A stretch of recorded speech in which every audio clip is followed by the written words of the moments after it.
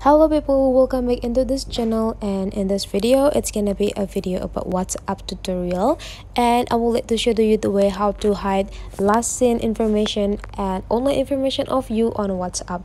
So the thing that you have to do now is just open your WhatsApp application, and you will see the several sections down here, and then to do that, go into the settings.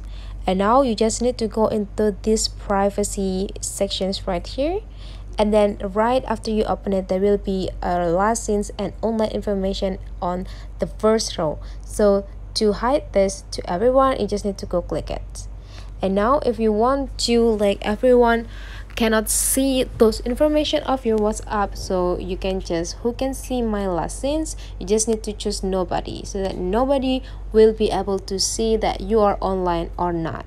And who can see when I'm online, it could be some click the same as last seen, so no one's gonna know when will you online or which the last time you open your WhatsApp. So that's the way how to hide last seen on online tools on WhatsApp application. Hopefully this tutorial today is useful for you guys, so don't forget to leave some comment, like and subscribe into this channel, and I'll see you for the next video.